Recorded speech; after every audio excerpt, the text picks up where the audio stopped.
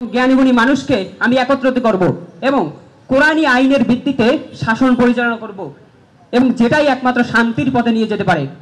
George Bernard show একটা কথা বলেছিলেন যে I always respect the religion of Muhammad সাল্লাল্লাহু আলাইহি সাল্লাম because it has a unique vitality. The Islamic law is the only system that applicable for all the era. ক্যাম্পাসে কেউ মাথা নাড়াচাড়া দিয়ে ওঠে ইসলামী আইনের বিরুদ্ধে, যদি কেউ ষড়যন্ত্র করে ইসলাম শিক্ষার তাদের সামনে গর্জে উঠবে, তাদের বিরুদ্ধে দাঁড়াবে, এই আশাবাদ ব্যক্ত করে আমি আমার সংক্ষিপ্ত বক্তব্য শেষ করছি। আসসালামু আলাইকুম ওয়া রাহমাতুল্লাহ। মনে করো নাই যেখানে সেখানে মানুষের গায়ে হাত তুলেছো, মানুষকে কথা বলার অধিকার, তার বাঁচার অধিকারটুকু কেড়ে নিয়ে গেছো, তার অ্যাক্টিভিজমের অধিকারটুকু কেড়ে নিয়েছো। আজকে তোমরা সদল বলে তোমাদের নেত্রী নেতা সহ সবাই দেশ ছেড়ে পালিয়েছো।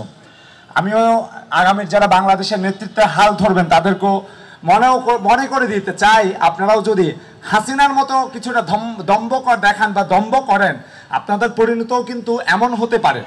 তার জন্য আপনারা এখন কেউ নতুন বাংলাদেশের যে ক্রেডিট, আমি এই করেছি, আমরা এই করেছি, আমাদের এই অবস্থান ছিল, এখানে সম্মিলিতভাবে আপামর জনতা, বাংলাদেশের ভ্যানওয়ালা, রিক্সাওয়ালা, টেম্পোওয়ালা, ঠেলাওয়ালা, মাছ বিক্রেতা, সবজি বিক্রেতা, প্রত্যেকটা মানুষের সমান অংশগ্রহণ ছিল। একজন গার্মেন্টস শ্রমিকের যেমন অংশগ্রহণ ছিল, একজন মধ্যবিত্ত চাকরিজীবীর যেমন অংশগ্রহণ ছিল, একজন জেলে, তাঁতি, কুমার, কামার, তারও সমান অংশগ্রহণ ছিল এই নতুন বাংলাদেশ বিনির্মাণের। একক